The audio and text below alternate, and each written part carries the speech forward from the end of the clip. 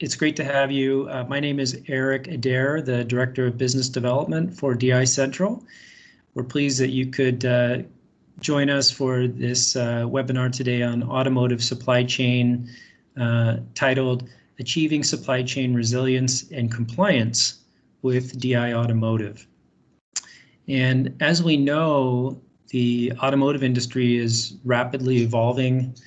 The EV or electric vehicle sector in particular is going through rapid transformation. The manufacturing and change process is down to about 18 months, which we'll talk about a little bit later. Vehicles are changing and rapidly at a shorter scale year by year. And therefore, the industry does need to be much more visible on the supply chain via digital integration.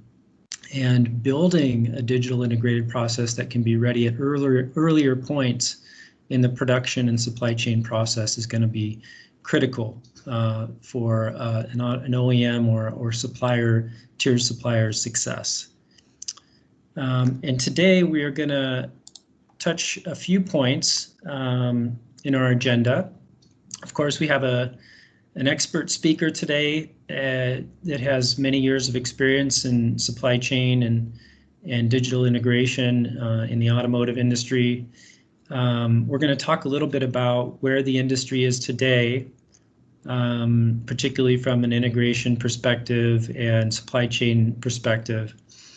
Some of the challenges that companies encounter, specifically with just-in-time manufacturing and digital supply chain adoption.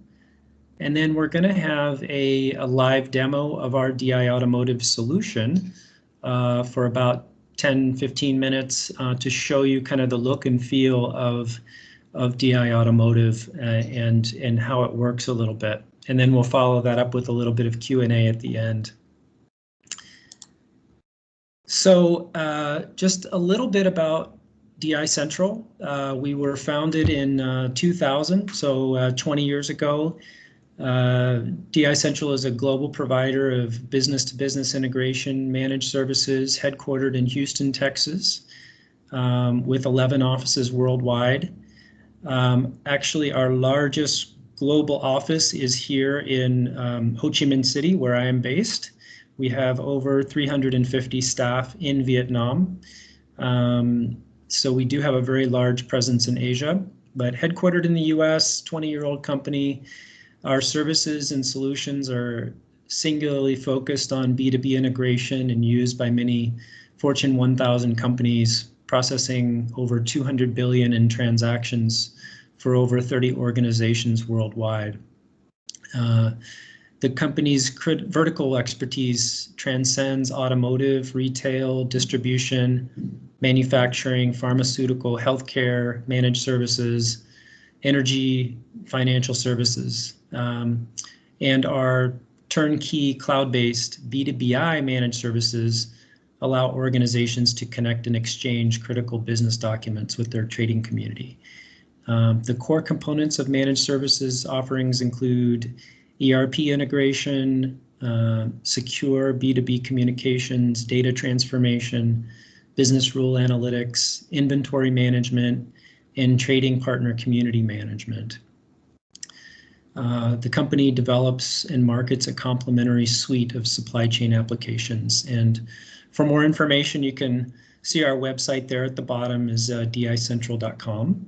And we are also, as you can see, a Microsoft partner globally. A lot of our solutions are built on the Microsoft Azure platform, as is the DiAutomotive solution built on Azure.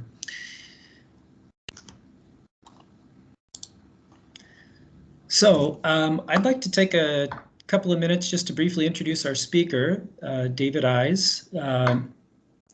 And he is the Director of Automotive Solutions for DiCentral. For over 25 years, David has been working in the automotive industry. He has a wealth of knowledge and experience in supply chain management, consulting, and logistics. Has been an IT manager for many engineering and logistics projects.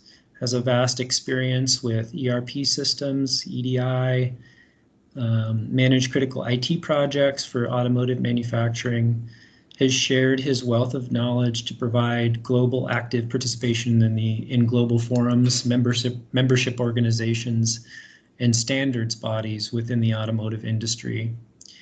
And he's provided many companies and organizations shared knowledge on MMOG LE, which is the Automotive Supply Chain Global Standard, and PEPL, the European Public Sector Order Invoice Standards.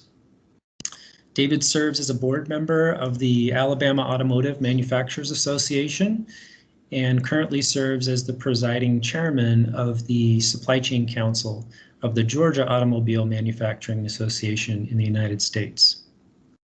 If that wasn't enough of an impressive resume for you, he is also a former UK professional football player from a few years ago, many years ago. So it's exciting to have. I just learned that a couple of weeks ago on a call with him. He's got some good stories to tell.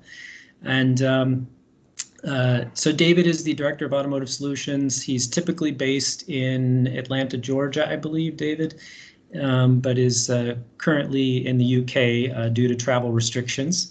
We're pleased that you could join us today, David, and we are even more thrilled to have so many participants here on the webinar. So just one last housekeeping note, just feel free to ask any questions in the chat box and we'll try to get to them at the end and we'll go from there. So David, thank you. Good morning. Good morning, Eric. Thank you for joining us so early from the UK. If you'd like to take it away or say any other introduction, feel free. I can control the slides for you, and I guess we can look at the past, present, and future environment a little bit and see what we kind of see trends going on into the future. Absolutely. No, thank you for the introduction. I think everybody's just keen to get started, so let's jump straight into the content of the webinar. The first topic that I really want just to glance over is just looking at the automotive industry as it stands today, and particularly what's going to happen over the next few years because of the introduction of the EV sector. The automotive industry is at the culmination of a lot of change that is all being driven because of events over the last sort of 5 years. In the past, the automotive industry has been very stagnant in change. You know, everything was focused on the carbon-based technology. Everything was being done in the same way almost for sort of 30 or 40 years. The focus was just on increasing volumes, on getting as many cars out as cheap as possible. What we've seen in that process is the focus has been on a specific subset of vehicles. There's been very limited changes in the infrastructure of cars. We've gone through changes in regards to how we build cars. The biggest change that we've had is going from sort of national manufacturing to a global manufacturing. But most of the change has all been focused in the development and quality side of the cars themselves. And where we find ourselves today, we're at a crossroads. We have seen a significant increase in the availability and desire of availability of electric vehicles. We've seen a huge improvement in the battery technology, the introduction of the EV vehicle itself. I mean, electric vehicles have been around for nearly 80 years, but really it's only in the last 5 years that the EV as a large-scale, high-volume vehicle has really taken over. That's been driven by geopolitical changes because of climate change. There is a huge drive towards more efficient, more clean energy. But what's also really started to affect the automotive industry is the impact of black swan events, those big geopolitical events that have had a dramatic effect on the automotive industry. Now, interestingly, yes, everybody knows we're in COVID. COVID has had a huge impact, not just on automotive, but on every industry. But it's the third major black swan event in the last 10 years. We had the huge volcano impact across Europe that massively affected the European automotive market. We learned an awful lot of lessons, but none of those lessons were implemented. We just carried on doing things the same way. We then had the devastating tsunami and the effect that had on Japan. Again, we saw the same lessons learned from Sweden, but nothing changed. We carried on doing everything the same way. The impacts to supply chains, the impacts and the lessons learned of just in time, nothing changed. And suddenly COVID hit. And just in the last 12 months, the change that we've seen across the automotive industry has been dramatic. One of those changes is the demand that we're seeing for electric vehicles. People have suddenly realised just how much of an impact they have on the industry. People are starting to realise how important those supply chain processes are becoming. And so we're seeing an awful lot of change just driving out of what's happened in COVID. And COVID hasn't happened. We're seeing a real shift away from just pure focus on the small to medium cars. We're now seeing a huge focus on the performance of the cars themselves. We're seeing a huge focus on the experience of a car. There is a lot more focus on those differentiation points of what a car can bring. It's not just something that takes us from A to B, it's an experience. We're looking for more versatility in the cars. We're looking for more technology in the cars. We're looking at and needing governments to step up and improve infrastructure to benefit from all of the green changes that electric vehicle can bring. People are becoming a lot more mindful of the greenhouse effect, the need to reduce CO2. And so we can see an awful lot of organisations out there across existing, but also new automotive manufacturers that are focusing on that electric vehicle market. And that's going to dramatically increase and drive that EV for the mass market.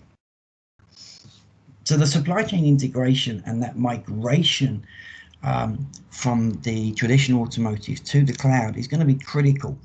And that supply chain capability, especially with what we've learned of COVID, the lessons that we've learned about visibility and the need to understand not just how my business is doing, but how my supply chain partners across the world are doing, is going to be crucial in the competitiveness of both suppliers and OEMs in this new electric vehicle digital market. Next slide, Eric.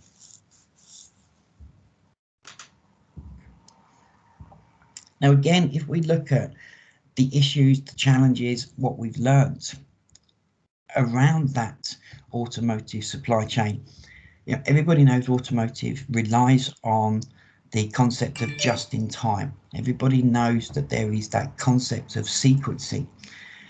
Just in time and sequencing are incredibly powerful, incredibly efficient processes, but they're also incredibly fragile. COVID has really highlighted just how dependent we have been on the respective systems within our suppliers, within our OEMs. But the fact that those systems themselves are old legacy systems, on-premise systems, has really highlighted a risk. One of the major impacts of COVID was the removal of the ability for people, companies to actually get access to their systems. Entire factories were completely shut down. People were not allowed to travel. We suddenly found that we couldn't access our day-to-day systems because I couldn't get into my office, my plant, and any issues that we're having on our systems, they couldn't be resolved. There was a reliance on halfway web-based systems. In automotive, we call them web portals. The ability to access data is only the first step. Once we've got that data, we need to be able to use it. We need to be able to drive the information that we need from that data. And what web portals allow you to do, it allows you to exchange data, but it doesn't allow you to use it accurately and efficiently. And what we often end up doing is passing bad data quickly. We have an awful lot of manual processes. Web portals, on-premise systems require a lot of manual intervention. The fact that we are using humans to carry out activity brings risk, brings error. In order to mitigate that risk and that error, we have multiple receipt processes or buddy checks to try and identify those. And there is a lot of reliance on a hybrid between manual and automated process. And that in itself creates an awful lot of inefficiencies. There is little time to do real-time validation. We work in an industry where we are reactive, not proactive. Because we have so many of those manual processes, we know they are susceptible to errors. We put additional processes in to try and capture those. Again, that goes against what is the automotive mantra. The automotive mantra is right first time. Yet we see so many processes where we have 1, 2, maybe 3 or 4 checkpoints, check processes, buddy checks.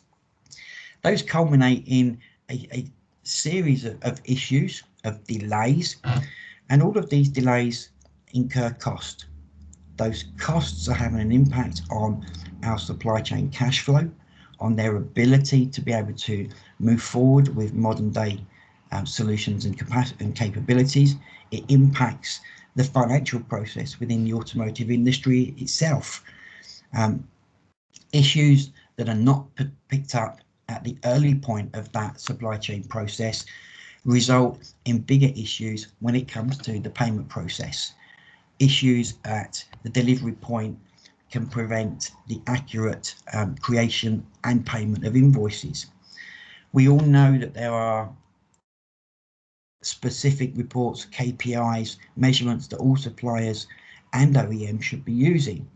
We see that they create those KPIs and those reports, but again, they're not using that data, not managing that data to drive change, drive improvement. There is very little cohesion of data between supply chains. Data coming out from an OEM can take days, if not weeks, to transcend that supply chain down to tier 2, tier 3 or below.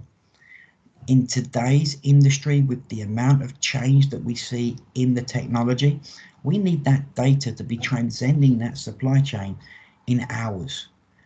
I need my tier 2s, my tier 3 to be looking at the same information that the OEMs are using on the same day, the same morning that it's created.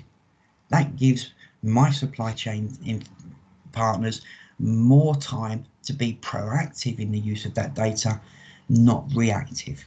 And we can start to reduce the huge reliance, the huge costs that we have in that planning perspective. We can use that data to mitigate and target those supplier deviations before they happen, not when they happen. And this is all going to be driven by that change in today's industry from an on-premise to a cloud-based instant access anywhere capability. Next slide. Again, if we look at how the automotive sector itself works, we're at an amalgamation of 2 different sectors. The traditional automotive process from concept to customer, from that early point of design through to when we get to that standard operating process, that full production process, is anything from 3 to 5 years. In other words, from the first point that I start thinking about a new car to the point where that first car comes off the line can be as long as 5 years. But with the introduction of the electric vehicle sector, those vehicles themselves are becoming more technologically based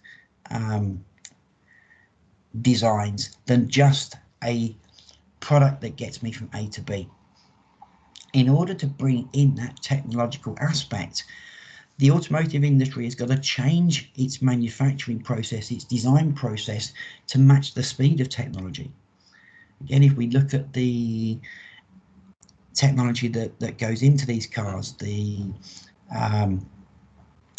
digital fascia dashboards using sort of iPads, tablet-based technology, these products are changing annually. If you look at the mobile phone market, you don't wait 3 or 5 years for the next version of your phone. It's 12 months. You look at the computer industry, you don't wait 3 to 5 years for the next laptop. It's 12 months. And that's synonymous across that technology industry. It is a race to the next level. In order for that automotive industry to amalgamate with the technology industry to create that all-encompassing electric vehicle experience, that 3 to 5 year process has got to significantly change.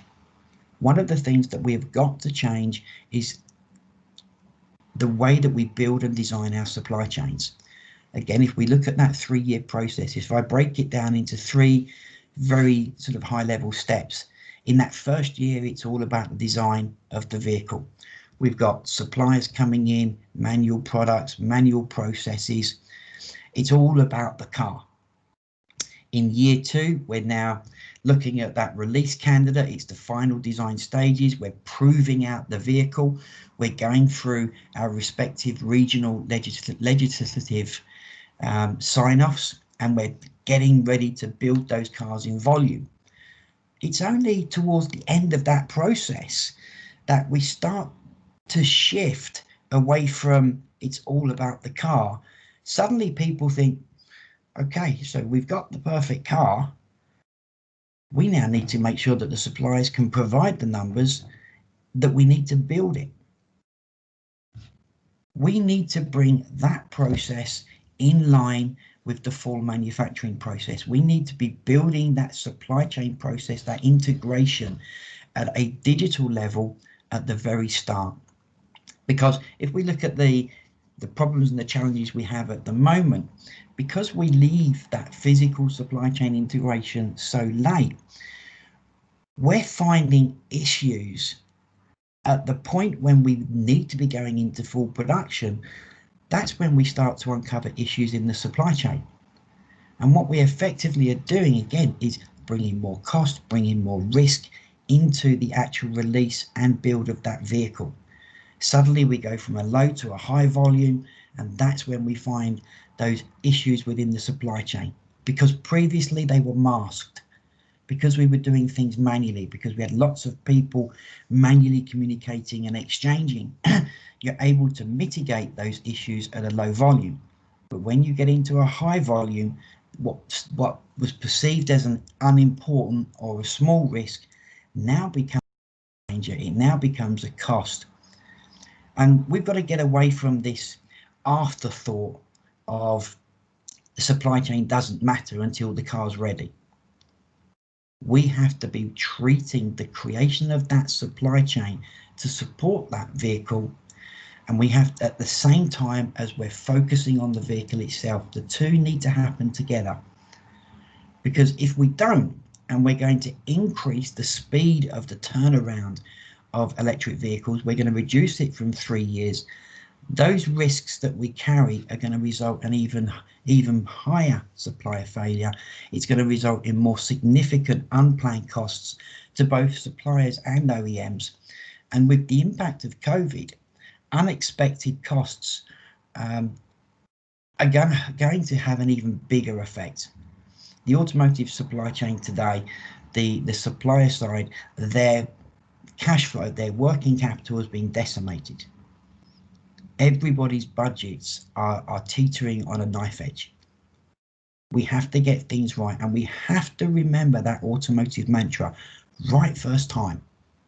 Everybody's got to go back to the old school books. Right first time has got to be the philosophy that we don't just talk about. It's got to be re-implemented. Next slide, Eric.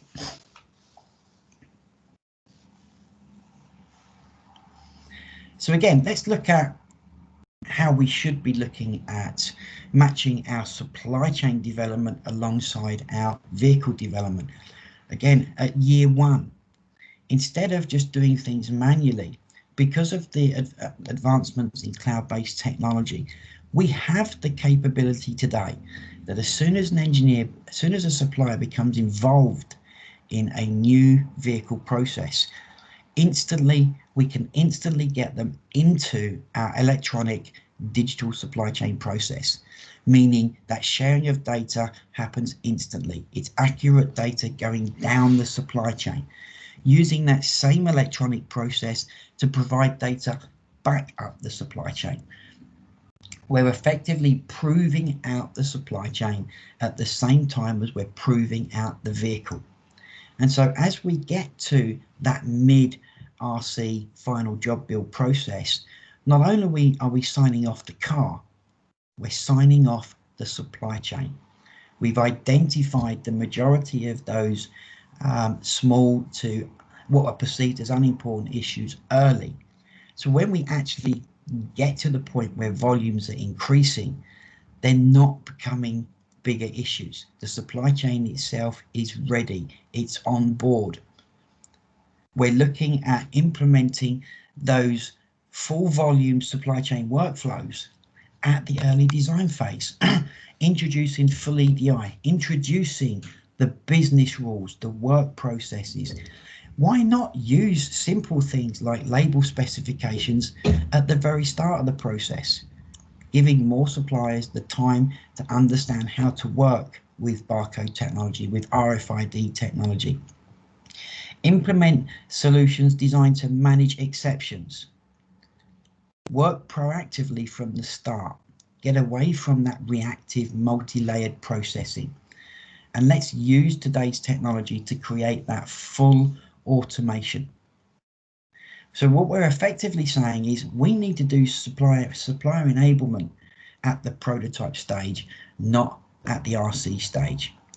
We need to be managing those issues and mitigating those issues in a much earlier pre-build. And what we're looking to achieve is when that vehicle design itself goes to full SOP, the supply chain is ready and is already working to a full SOP, full volume production and process. And we have the capabilities to do that today. We just need OEMs and suppliers to actually want to make that change. And if we don't make that change, when the next big black swan event occurs, the impact and the cost is going to be even higher than what we've experienced today with COVID. You know, we've had 3 major incidents. We've had 3 major warnings now. I don't think the industry can survive another situation such as COVID unless we make those brave and required changes today. Next slide, Eric. So what are we talking about when we talk about what do we need to change? If we just look at a fairly high level of the types of processes, the types of systems that we implement in order to create that digital supply chain. When we talk about supplier processes, it's using those business as usual processes, forecasting, sharing of orders, tracking electronically the incoming deliveries, the use of electronic ASNs, the introduction and use across the industry of electronic delivery notes. Again, we already make suppliers tell us what's coming, but very few people acknowledge what's received.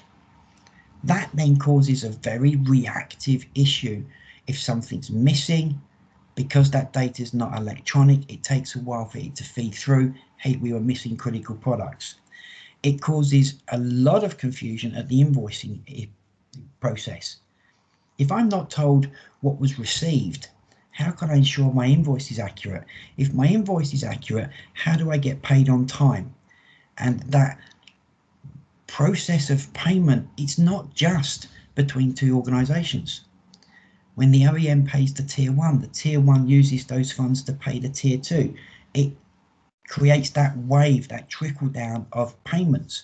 If we don't have a robust automated digital process at the top, we cannot create that resilient process going down the supply chain. We look at all of the different systems that are involved: warehouse management, finance, production controls, sales systems, quality systems. So many of these systems are in their own little isolation. We need all of these systems connected together and connected at the early design phase, so that we're using the data between these systems to identify risks and issues early. There are various partners in the automotive industry that always tend to get forgotten. They don't get brought into that full supply chain process from a digital perspective. 3PLs. There are more and more 3PLs becoming involved in the industry, but they're not included in that automated EDI process. Yet they're an integral part of that delivery process. They're not seen as a supplier, but they are a critical step in getting product from A to B. We need to be bringing these guys in early, introducing them into the process and making sure that they have the same visibility as suppliers. Finished vehicle logistics, that sending of vehicles out to the customer, has to have that same level of data usage as product coming in.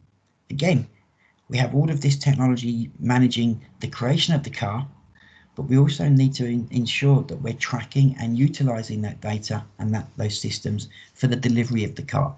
Because at the end of the day, those 25,000 products of a value of tens of dollars, hundreds of dollars, has now become a single product, a single asset worth tens of thousands of dollars.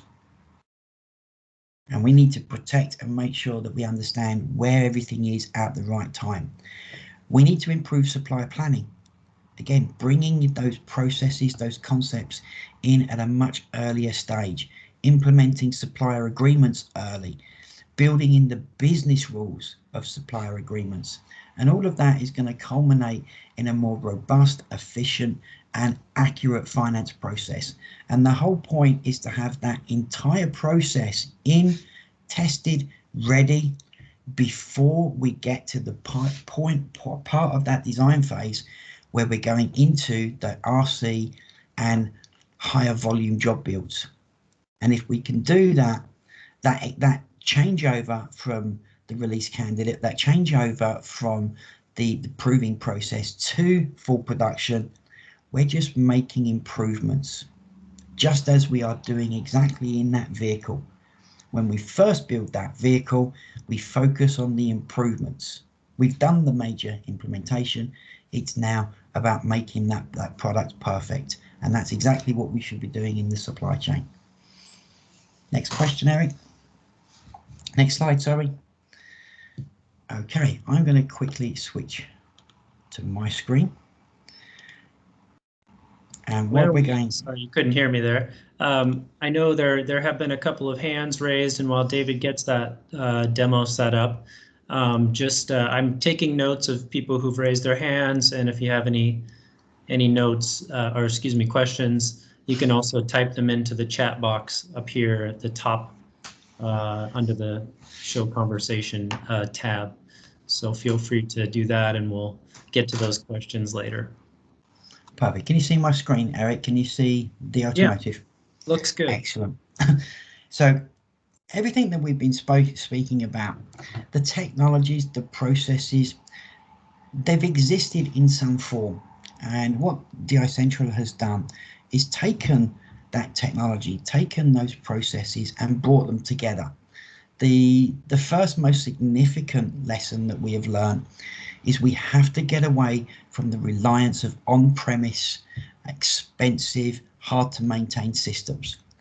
The use of the internet, the use of cloud technology has been around now for a number of years. There are a lot of concerns, there are a lot of conspiracies about the safety and security of systems in the internet.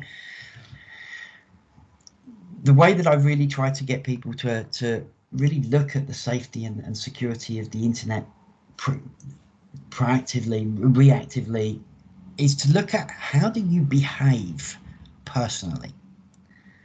When people say to me, oh, I'm not going to use cloud, it's not secure, the first thing I always ask people is, how do you do your own personal finance? Do you have a smartphone?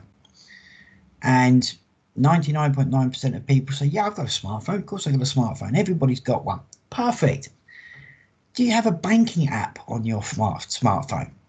Oh, yeah, I've got my banking app. I'd be lost without it. I can manage my home finances, pay my mortgage, transfer money to friends and family from wherever I am.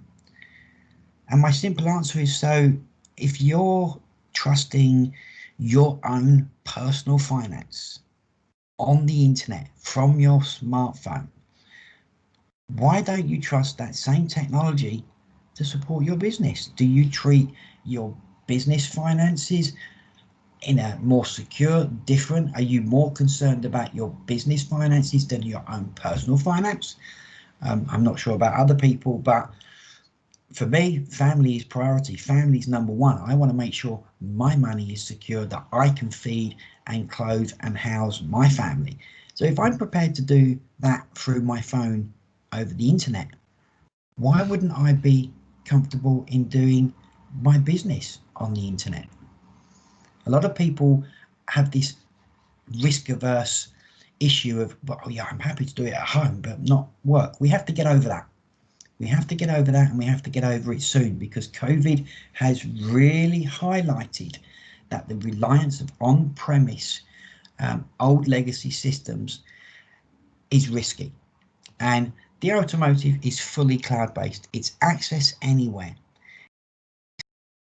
Internet-enabled device, a smartphone, a tablet, a laptop, no matter where I am, I can get access to my system and I can do my daily job, but most importantly, I can get access to my critical data. The second thing that DiAutomotive does, and we have learned, is using EDI, using the exchanging data electronically. That's the first step. Anybody can pass a file, anybody can send something electronically, but it's giving people the tools to understand and use that data to drive change, to identify risk and identify that information instantly. Again, so many of our processes require that manual intervention. Oh, I've got the data.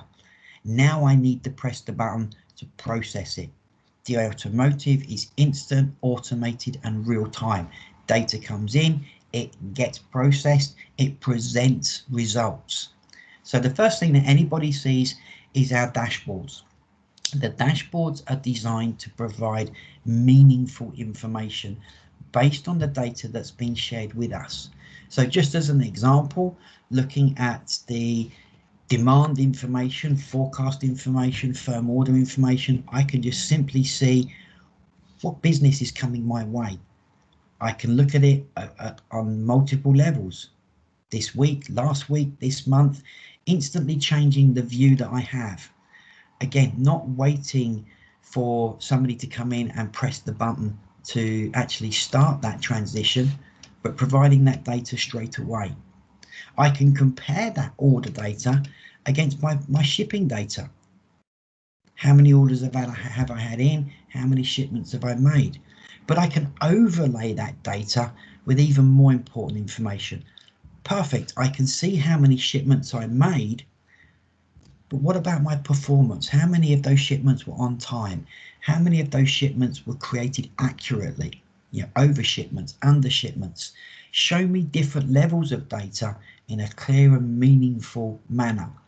because it's this data that I can start to look at and say, hey, I can see a trend. Our performance against this particular customer is dropping. Does it drop at a specific time? Do we have issues in one shift that don't happen in another shift? We can use that data, and the important thing is it's there on demand. I'm not waiting hours for data to be processed. It comes in, it's there, I can visualize it. And again, using that data to drive the finance process. I'm looking at a third stream of data that links to the first two. This is my predictive cash flow. I know what my orders are. I know what shipments I've sent. I know that the invoices that I sent are accurate because I've had the response from my customer that says, yeah, that invoice has been accepted. And that acceptance then allows me to calculate exactly what funds I'm expected to come in at different points, because I know what my payment terms are. If I know my invoice has been accepted, I know the calendar of payment terms. Again, I can overlay this not just with what am I going to get, but I can overlay it with the information that tells me of how many invoices failed.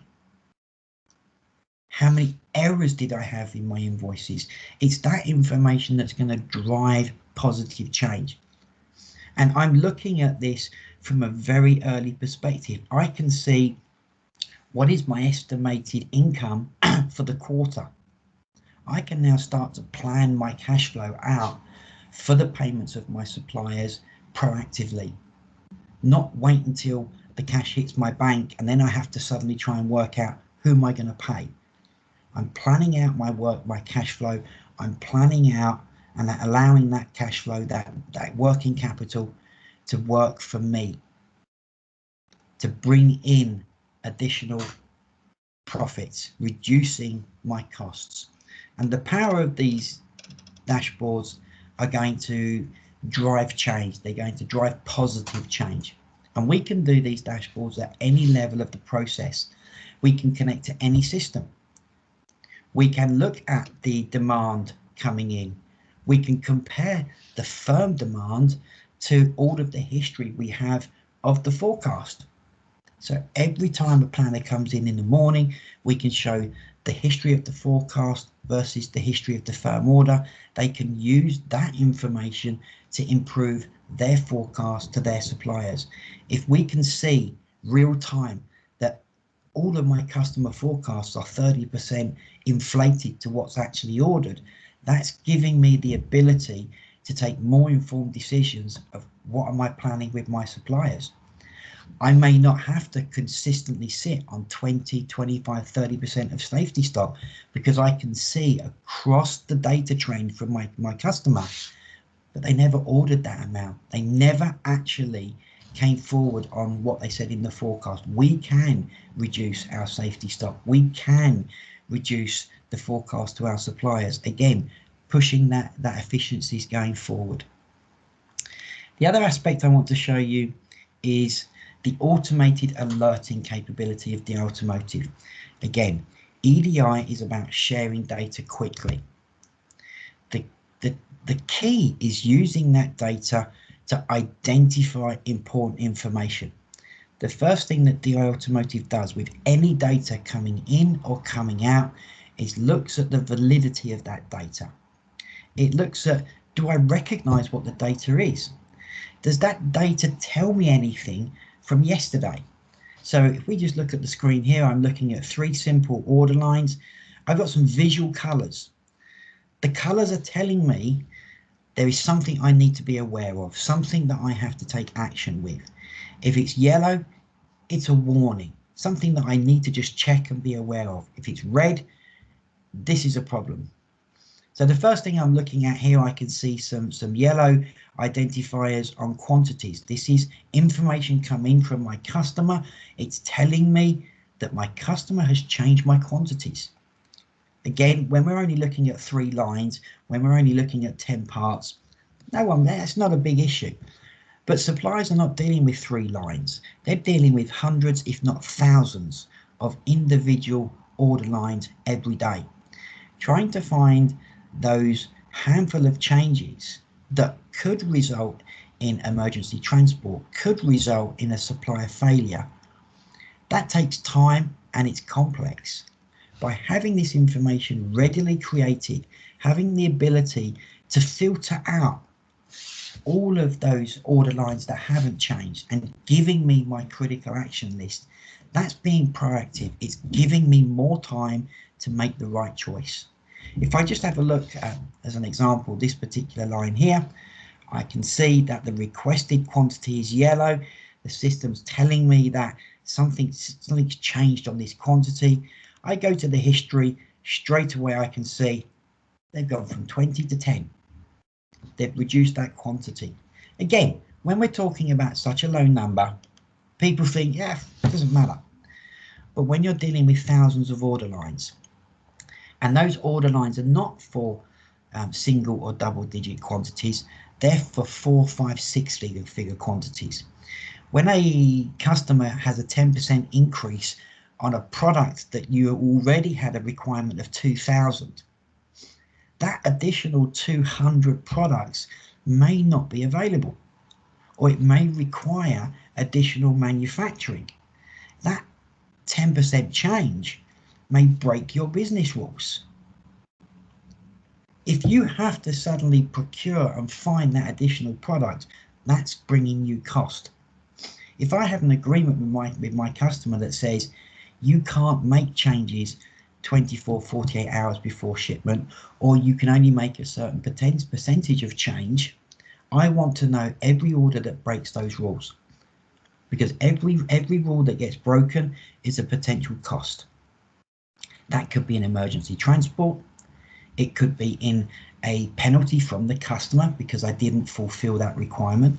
But having that data at my fingertips at the first minute I come in the office in the morning, that gives me the ability to ring my customer and say, hey, Mr. Customer, I've noticed your change. That change is a 10%, 20% increase. It breaks our agreement. We can fulfill that agreement, but it's going to cost. And I need you to sign off those costs. And if you can't sign off those costs, you need to change the requirement to within our business rules. So we're still supporting our customers' needs, but at the same time, I'm protecting the integrity of my business costs. Again, another typical issue that we have within automotive, I can see here that I have an indicator against my part number. The automotive industry, parts change every single day. Engineering changes because of recalls, engineering changes because of an urgent redesign. That requires a lot of coordination across multiple organizations and systems. Every day, a supplier, even a manufacturer, forgets to change that most crucial point, which is the part number. When that data comes in, many systems, if they don't recognize the part number, they ignore it or they reject that message. Our system can instantly identify, I don't recognize that part number, but instead of ignoring it, instead of rejecting it, I'm going to allow it to come in.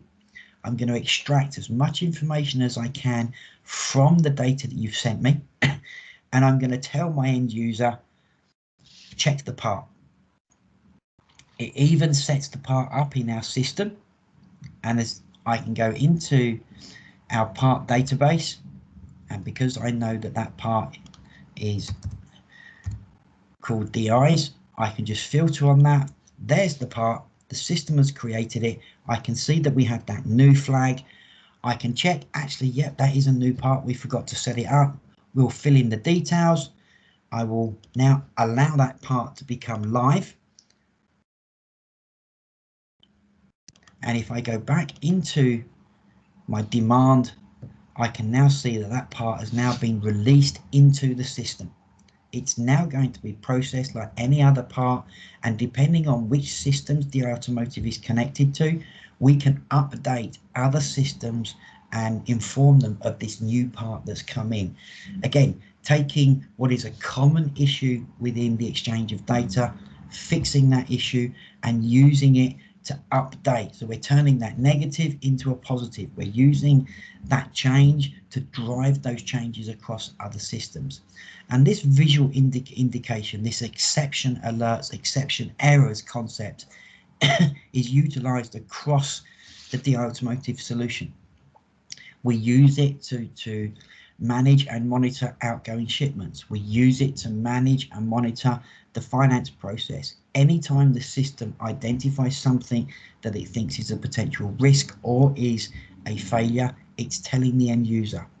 Not only are we presenting it visually in the screen, we can trigger emails. We have smartphone apps that can trigger critical alerts depending on the business rules.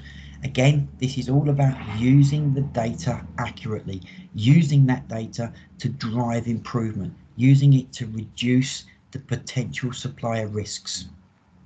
And this is all based in the cloud, access anywhere.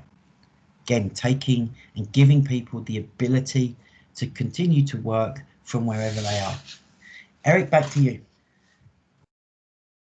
Fantastic. Thank you, David, so much. That was very good. And I wanted to open up for some questions. If you have any questions, I saw somebody did raise their hand. I think it was Ashutosh Gupta. Did you have a question earlier, or do you still have a question? You can, you can unmute yourself, or if you're still.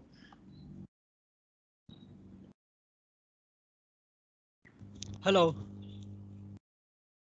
Did you have any? Oh, did you have any questions there? Sorry. No, not it. Okay. Any questions from the audience? You can feel free to raise your hand or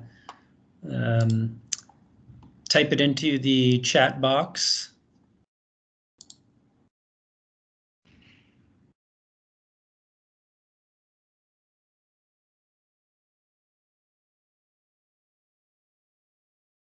Let this load here for a second.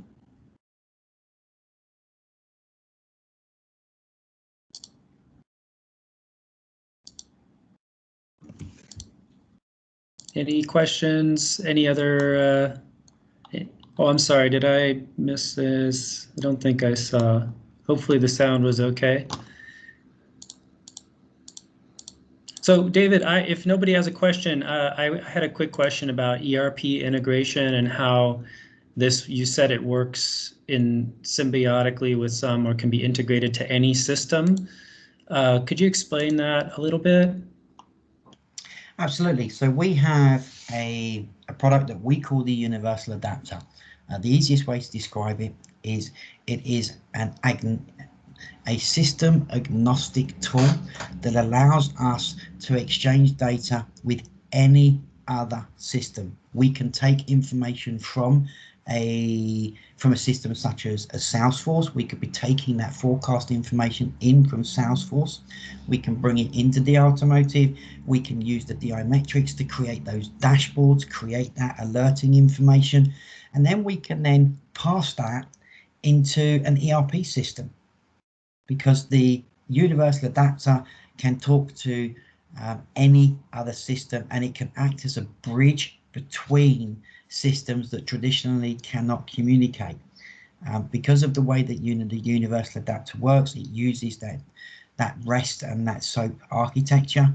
It also has the ability to use more traditional forms of data transfer, doing flat files. We can help those suppliers that may have older finance systems that cannot talk to their older ERPs or their older finance systems. We can use DiAutomotive and the Universal Adapter as that bridge between systems. One of the really unique aspects of DiAutomotive is it was designed to provide as much or as little functionality as a supplier wants. So if a supplier already has a robust shipping process, we can connect to their shipping system, their WMS, to allow them to do their warehouse inventory, their management. But then DiAutomotive can step in to manage the demand, create the labels, send the ASNs, and manage the finance. It can work with different systems. It can also provide the missing functionality that some organizations not have. So it's not a system where you have to use absolutely everything. It's not a system that can only exist in the cloud. It can be used to do both. It can take some data from systems. It can act as the central repository for others.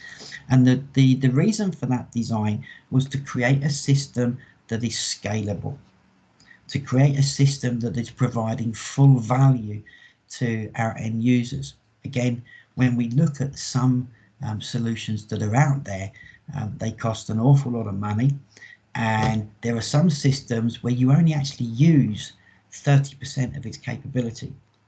With DiAutomotive, you can use all of the capability, or we can help you to use more of the capability of your existing systems by allowing them to communicate together.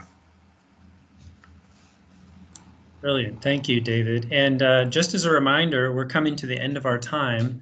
And if you do have a question, we do have a $100 gift card to give away to the best question. We may only have time for one question. So if you do have a question, you will probably win a prize.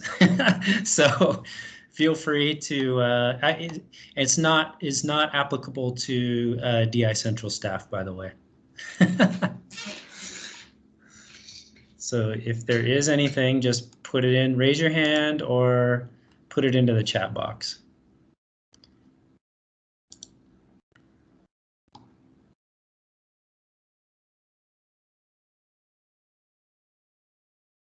And if anybody does think of any questions after this event, because we all know that that's generally what tends to happen, feel free to email myself or Eric, and be more than happy to answer those questions, or have a separate conversation outside of this webinar anytime. Absolutely. So I am actually, we were going to do one drawing at least for the other gift card. So I'm going to draw a random number out of the hat here and check my, see if I can check my thing here, number 14. Is there a Qureshi Mahajbi on the call by chance? Qureshi? Not on the call. Is there a, I'll choose another number.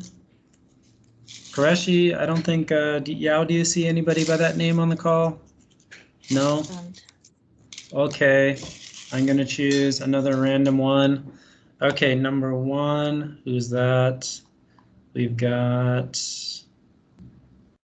I think it's, is it Roy? Is it Roy from OnCruiseSoft in Korea? Is there a Roy from OnCruiseSoft?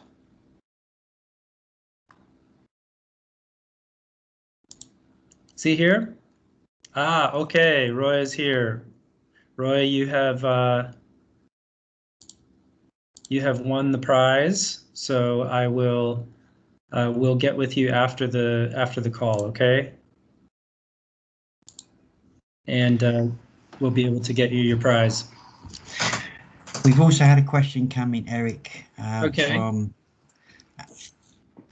one of our guests. The question is, previously we mentioned the rise of the electric vehicle sector.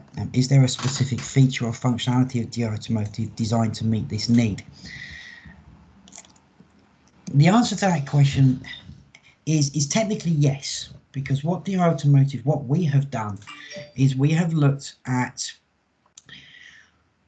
what does the traditional automotive sector do correct, and what are the common issues and challenges that we see across that sector that the rise of the electric vehicle gives us the opportunity to fix. As we mentioned earlier, the automotive process, the just-in-time process, the just-in-sequence process hasn't changed. We do the same thing every day, but we're also making the same mistakes every day. One of those key mistakes is in using that standard EDI process between OEMs and tier ones and expanding that to other entities within that supply chain. There is an element of the automotive process today that causes something in the region of $3 billion of loss a year, and that is in the tracking of returnable packaging. Again, the technology, the process is there to resolve it. We just don't use it, and that is by when an OEM receives the product, send a receipt advice. That electronic confirmation of delivery, it acts as also as a tracking point to say to the supplier, I've got your product, I've got your returnable packaging. When that packaging is sent back to the supplier, the opportunity for the end customer, the OEM, to use that same ASN process to tell the supplier, here's the packaging I'm sending you, allows that supplier to plan and understand what packaging have I got back, have I got enough packaging in my process to meet the next step of the customer requirement, because that returnable packaging is an just as we're tracking the product to the customer, we need to track that returnable packaging coming back, because if I don't get it back, I've got to replace it. That's a cost. So DiAutomotive is designed to be able to manage the tracking of returnable packaging using that EDI process. It has the ability to do receipt advice reconciliation. So when I get a receipt advice, the system automatically compares what my customer said they received versus what I said we sent, and is instantly telling me if there's a deviation. Again, if you think about that process at the moment, you send the ASN, it may take 2 weeks for your product to get there. The product gets to the customer doesn't tell you straight away, I'm missing a product. It could be a day before that customer says, oh, we're 10 parts short because you delivered short. That one day has lost me the ability to check to see where that product went. That 24 hours means I'm now going to struggle to find what went wrong. I now instantly have to cover the cost. But if I knew within hours of that product arriving at the customer, hey, my customer says there's a box missing, I can instantly use DiAutomotive to trace and check my entire shipping process. I can ring the customer and go, this is the box you're missing, this is the barcode label that's on it, go check again. And 95% of the time, the actual product was delivered, it just wasn't received correctly. And so when we're using DiAutomotive to fix a lot of the issues we know exist in the automated process today. The other aspect that DiAutomotive is also forward thinking is in the use of RFID. So being able to use the DiAutomotive to manage that flow of material, instead of using barcode technology, it's using RFID technology. So again, we are ready for that implementation. So I hope that answers your question.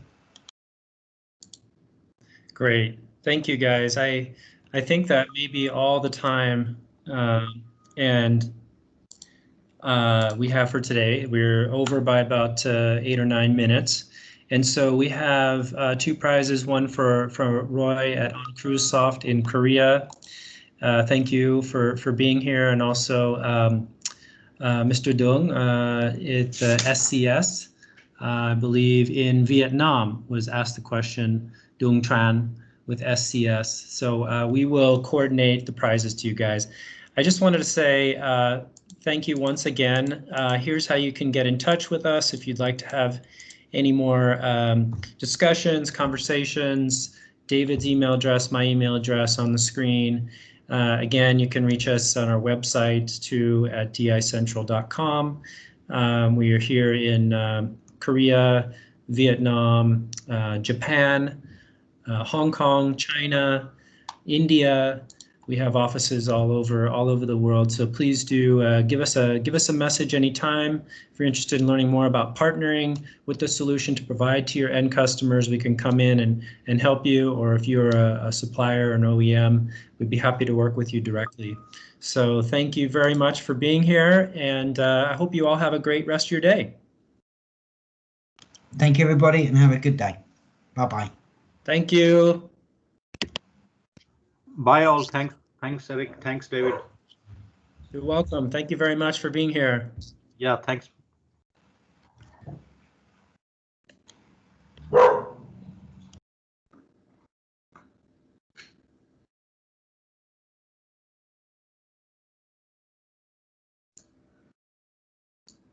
Kalikimaka is a wise way to say Merry Christmas to